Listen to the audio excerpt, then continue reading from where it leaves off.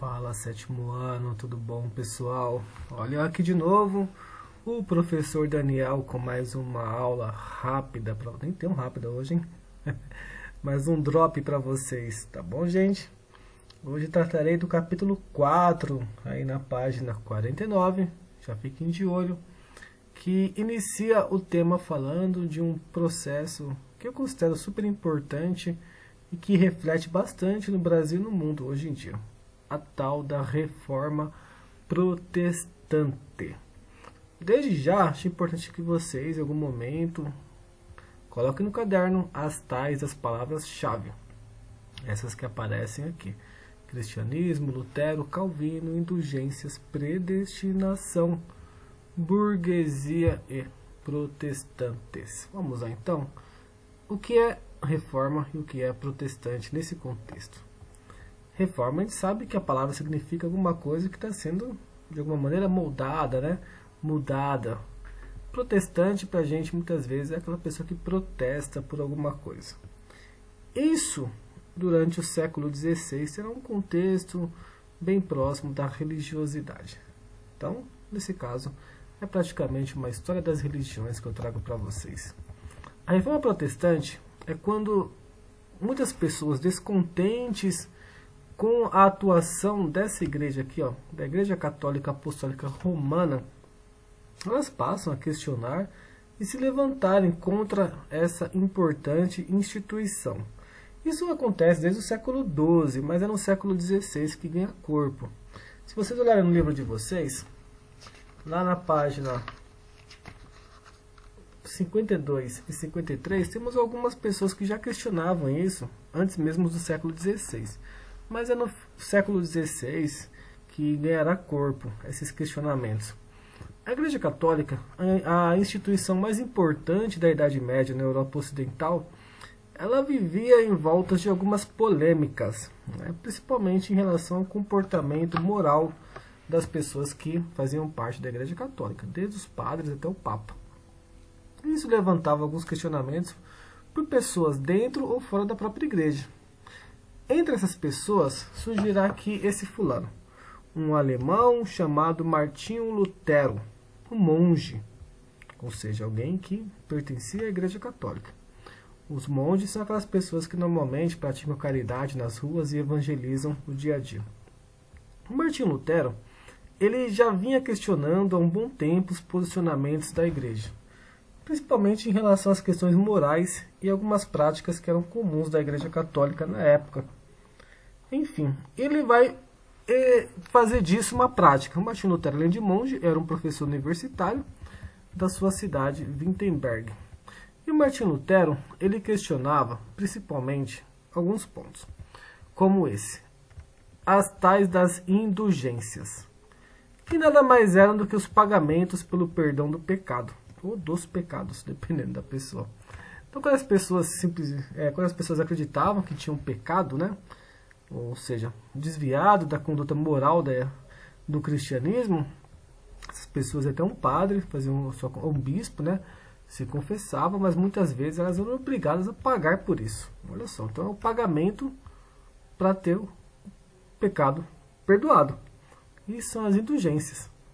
Também questionava Lutero em relação às tais das simonias, que eram as vendas de objetos sagrados ou de cargos da igreja.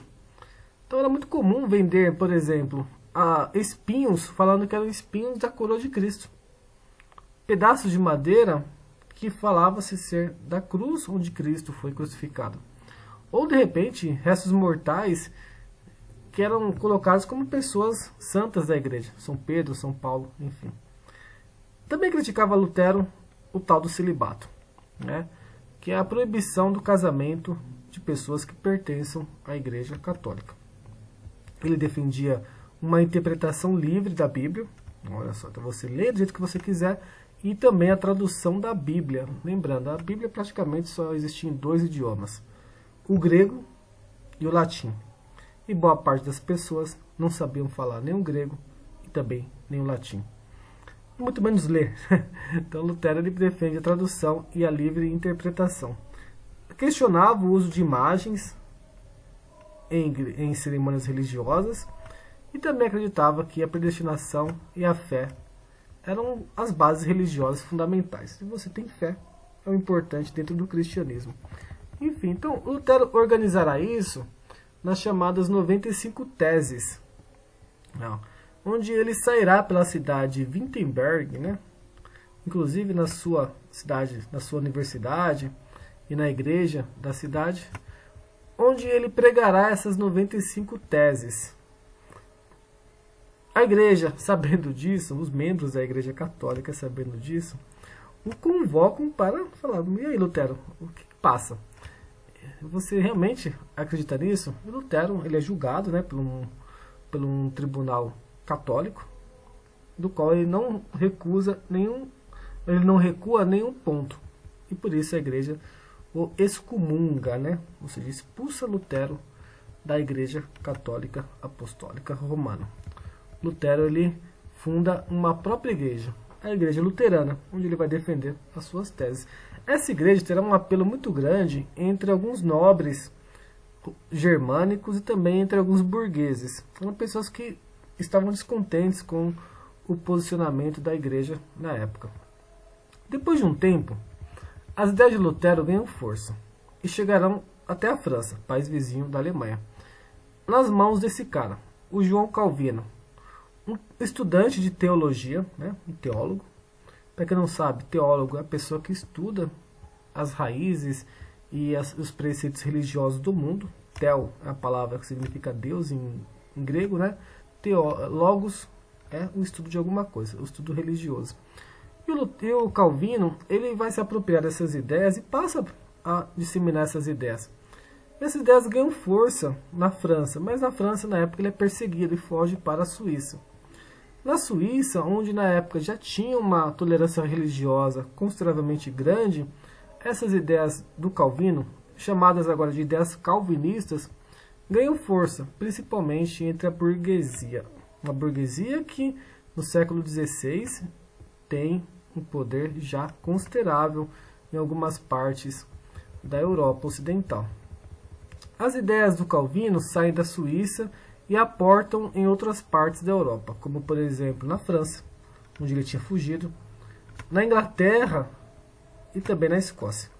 Nesses lugares, os chamados calvinistas terão outros apelidos. Na França, por exemplo, serão chamados de huguenotes. Na Inglaterra, os puritanos.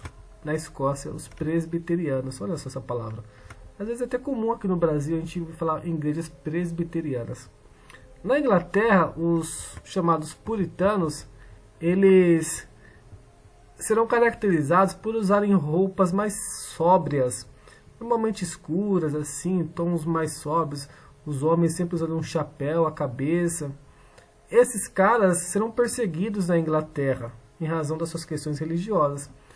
Uma vez perseguidos, eles fogem para a colônia da Inglaterra na América do Norte, que hoje é chamado de Estados Unidos. Uma vez nos Estados Unidos, essas pessoas ganham força, proliferam-se e aos poucos colocarão em prática as suas atividades comuns, até o momento que eles fundam uma fábrica de farinha de aveia chamada Quaker, onde temos esse símbolo, um homem puritano. Se vocês olharem no armário de despensa da casa de vocês, é capaz que encontrem essa farinha. Mas tenho certeza que em algum momento vocês já consumiram a famosa farinha de aveia Quaker. Por que ganhar força as ideias calvinistas? O Calvino, ele acreditava no seguinte, que as pessoas já estavam predestinadas.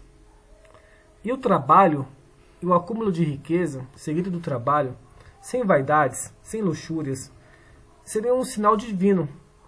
Por isso eles chamavam de puritanos. Eles trabalhavam bastante, juntavam riqueza e investiam em outras coisas, e isso fazia girar a economia de um capitalismo que passa a surgir nesse momento. Ou seja, as ideias do Calvino ganham força entre a burguesia que surge nesse momento. A burguesia preocupada em trabalhar bastante, acumular uma riqueza, e de repente investir essa riqueza em outros pontos. Tá bom, gente? Então, por hoje nós temos aqui esses dois pontos. As ideias luteranas, do Martinho Lutero, Uma ideia onde tem por base a fé como a salvação da alma e as ideias calvinistas, que tem por base o trabalho como um sinal divino da graça de Deus.